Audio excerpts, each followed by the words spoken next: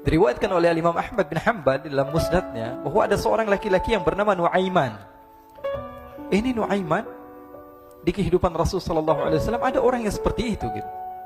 Orang yang sering minum minuman keras. Rasul sallallahu alaihi wasallam marah, murka. Rasulullah kalau yang berhubungan dengan Rasulullah tidak marah. Tapi kalau sudah berhubungan dengan agama, Rasul sallallahu alaihi wasallam adalah orang yang paling marah, orang yang paling istiqamah dalam kebenaran. Maka Rasulullah panggil Nuaiman, apa yang kau lakukan? Dia katakan, aku minum minuman keras ya Rasulullah. Rasulullah cambuk dia. Kemudian dia bertobat kepada Allah. Kemudian ketahuan lagi minum. Kemudian dicambuk lagi oleh Rasulullah SAW. Sehingga sebagian sahabat memukul dia dengan pukulan yang banyak.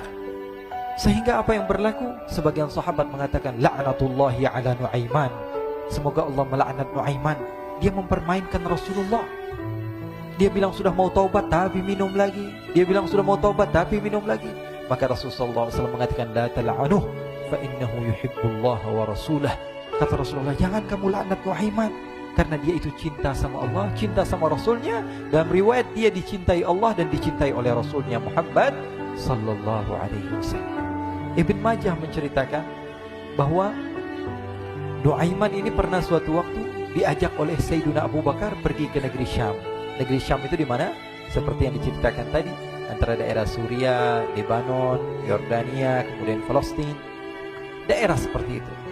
Umumnya orang Quraisy pada masa itu mereka memiliki rihlah berdagang, membeli dagangan ke Syam, kemudian dijual lagi di kota Makkah. Ketika itu Rasulullah SAW didatangi Abu Bakar. Sayyidina Abu Bakar mengatakan kepada Rasulullah, ya Rasulullah, saya mau izin ya Rasulullah. Mau apa?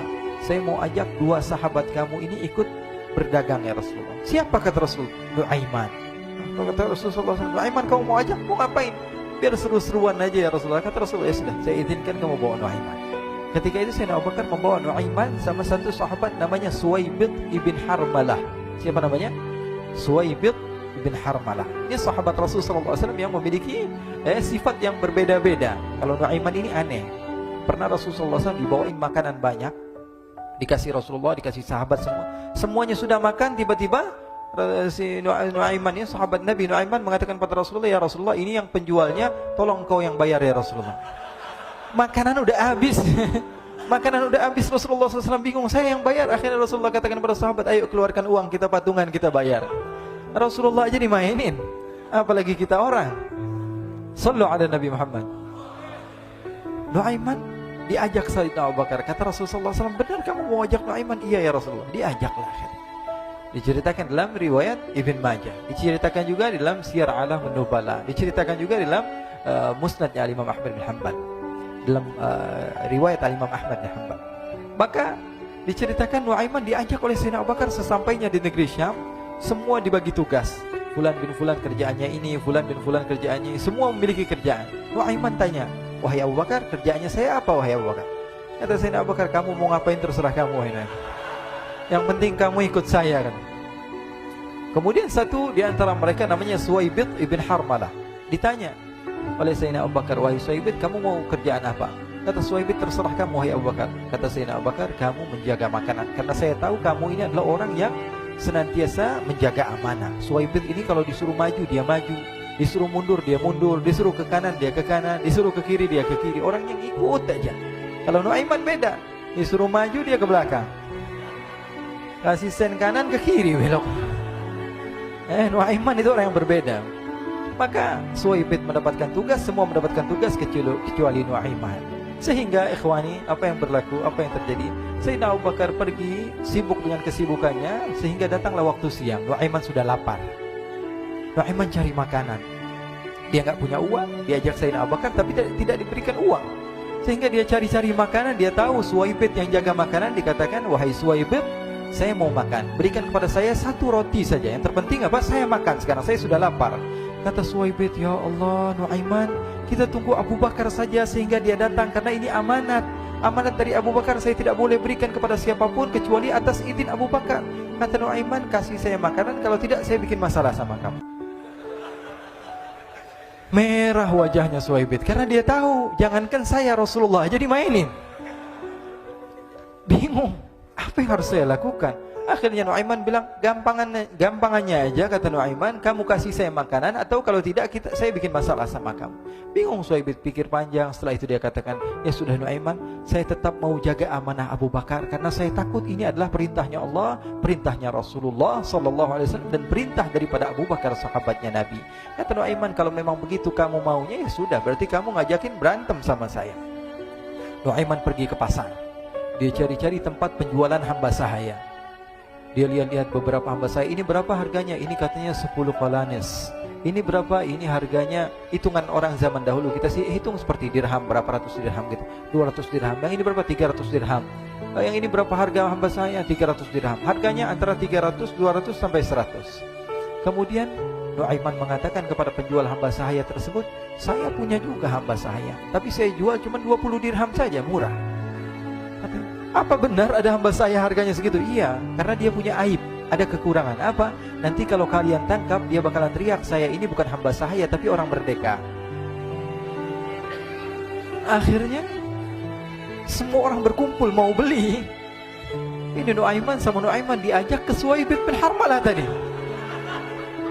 Kata Nuaiman, itu ada orang yang berdiri sedang menjaga makanan, itu hamba sahaya saya, tangkap saja. Oh baik. Diberikan uang 20 dirham, dimasukkan oleh Nuaiman ke kantongnya, kemudian Suhaib ditangkap. Ketika ditangkap, Suhaib teriak, saya bukan hamba saya orang merdeka.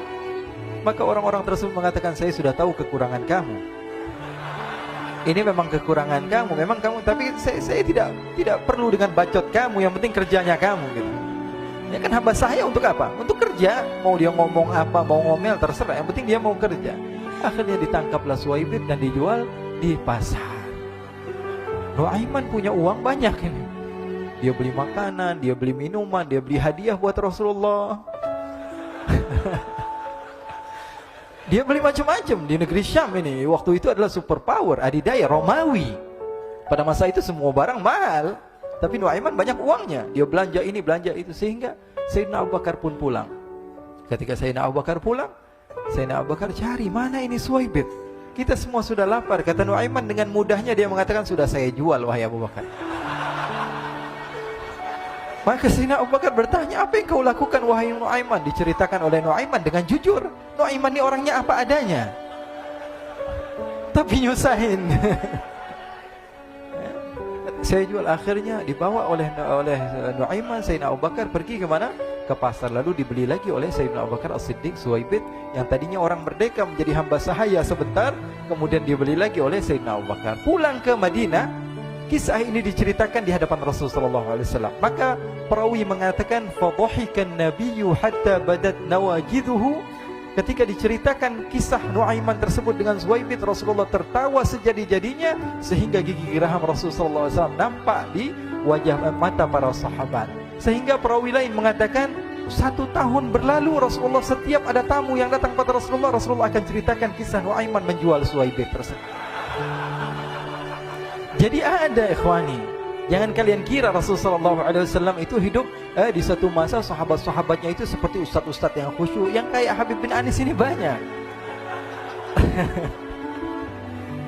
Bahkan ikhwani, mungkin di akhir karena masanya sudah habis, pernah suatu waktu Rasulullah SAW didatangi asyraf, delegasi dari beberapa negara yang ingin mengenal apa itu agama Islam. Sehingga mereka datang ke rumah Rasulullah SAW membawa unta, kendaraan yang ketika itu kendaraan yang paling mahal mereka miliki, itu untanya yang paling mewah. Diikat di depan rumah Rasulullah SAW. Tamunya pun masuk, duduk bersama Rasulullah SAW. Di depan rumah Rasulullah SAW ada beberapa sahabat. Ada Sayyiduna Hamzah. Kalian tahu Sayyidina Hamzah adalah orang yang pemberani. Ada Sayyiduna Umar. Kalian tahu Sayyidina Umar adalah orang yang pemberani. Ada Sayyiduna Ali bin Abi Thalib. Ada Sayyiduna Sa'ad bin Abi Waqqas. 4 sahabat ini lagi nongkrong gitu depan rumahnya Rasulullah SAW, berjaga sebelum Allah Subhanahu wa taala turunkan ayat wallahu ya'simuka minan nas. Ketika mereka sedang asyik duduk, tiba-tiba Nuaiman datang. Ini Nuaiman kalau datang pasti bikin sesuatu yang aneh. Bahkan dikatakan tidaklah Rasulullah SAW dalam keadaan bersedih, kecuali Nuaiman datang Rasulullah akan tersenyum. Jadi sebagian sahabat itu senang kalau sudah Nuaiman datang, pasti Rasulullah bahagia. Tapi ketika itu Nuaiman datang, ingin duduk bareng-bareng Sayyidina Hamzah. Sayyidina Hamzah katakan kepada Nuaiman, bercanda begitu. Nuaiman, kamu lihat unta orang datang dari luar Arab ini. Lihat, kata Nuaiman, ini besar banget ini, badannya besar gitu.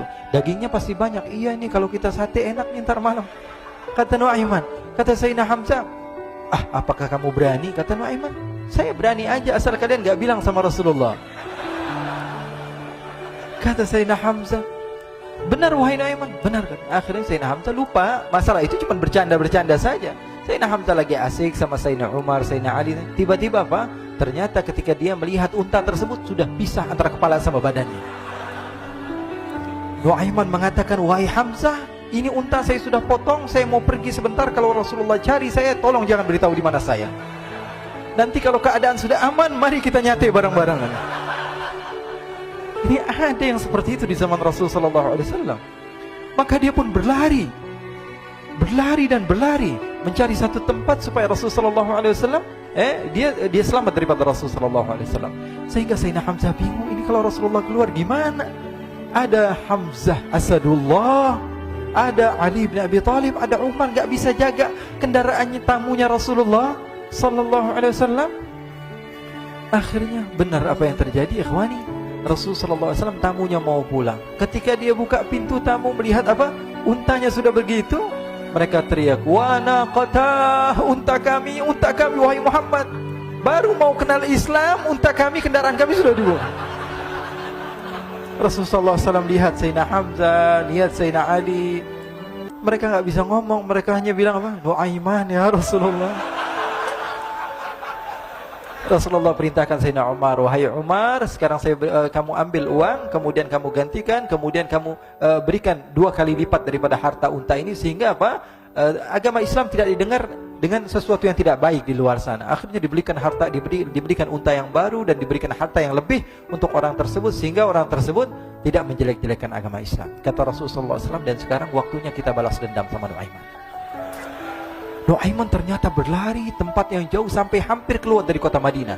Dia dapatkan seorang sahabat Nabi yang hadir juga dalam peperangan Badar, namanya Al-Miqdad bin Al-Aswad. Siapa namanya? Al-Miqdad bin Al-Aswad ketika itu sedang menggali sumur. Ketika sedang menggali sumur, Nuaiman datang. Nuaiman katakan kepada Miqdad, wahai Miqdad, wahai sahabat Rasul, kamu orang yang hadir dalam peperangan Badar, kamu adalah orang yang hebat. Dipuji-puji sama Nuaiman. Ada maunya ini. Akhirnya dia bilang, wahai Miqdad, tolong saya. Kenapa wahai Nuaiman, kamu ini kekasihnya Rasulullah, orang yang disayang sama Rasulullah. Kenapa? Saya ini sedang dikejar-kejar orang jahat. Tolong selamatkan saya. Saya pengen masuk ke dalam sumur, boleh atau tidak? Kata Miqdad, siapa yang mengejar kamu? Pokoknya saya dikejar sama orang-orang. Kamu mau atau tidak selamatkan saya? Ya sudah, selagi kamu itu adalah sahabat Nabi, silahkan kamu masuk. Masuk akhirnya Nuaiman ke dalam sumur tersebut. Lalu Nuaiman mengatakan, wahai Miqdad, dia keluar lagi. Nanti kalau ada yang cari saya, tolong jangan beritahu saya di dalam sumur ya. Kata Miqdad, baiklah. Kata Nuaiman, siapapun yang bertanya tentang saya, kamu tidak akan kasih tahu? Iya, kata. Walaupun Rasulullah yang tanya saya? Katanya, enggak mungkin Rasulullah datang ke tempat sejauh ini. Iya, walaupun Rasulullah. Akhirnya masuk Nuaiman. Setelah beberapa menit Rasulullah dan rombongan benar datang. Miqdad bingung ini. Ini kenapa Rasulullah datang ke RW kami ini? Ada apa ini Rasulullah sampai sejauh ini? Ditanya, ya Rasulullah, ada apa ya Rasulullah? Kata Rasulullah, saya cari Nuaiman. Di mana Nuaiman? Inna lillah, kata Miqdad. Enggak dijawab ini Rasulullah. Kalau dijawab saya ingkar janji. Akhirnya apa dia katakan? Wahai Rasulullah, mata saya tidak memandang kepada Nuaiman, tapi tangannya nunjuk ke dalam sumur. Sahabat. Apa dia bilang? Mata saya tidak melihat kepada Nuaiman, tapi tangannya nunjuk ke sumur. Akhirnya dibuka sama Rasulullah, Nuaiman muncul. Kata Rasulullah, Nuaiman, kamu bikin malu saya, wahai Nuaiman. Ya Rasulullah, yang bersalah bukan saya, tapi orang yang mencari saya bersama kamu ya Rasulullah. Akhirnya Rasulullah nengok siapa, ternyata Nuaiman sudah lari kabur. Sallu ala Nabi Muhammad. Kisah-kisah seperti ini sebenarnya banyak sekali ya. Ini menunjukkan kepada kita bahwa kehidupan Rasulullah itu begitu indah. Rasulullah SAW, kalau kamu mau menjadi orang yang baik, contoh Rasulullah. Mau menjadi bapak yang baik, contoh Rasulullah. Mau menjadi pemimpin peperangan yang baik, Rasulullah. Mau menjadi murid yang terbaik, contoh Rasulullah. Bagaimana akhlak Rasulullah. Mau menjadi suami yang baik, contoh Rasulullah. Dalam segala hal, apapun itu Rasulullah SAW adalah makhluk yang paling terbaik.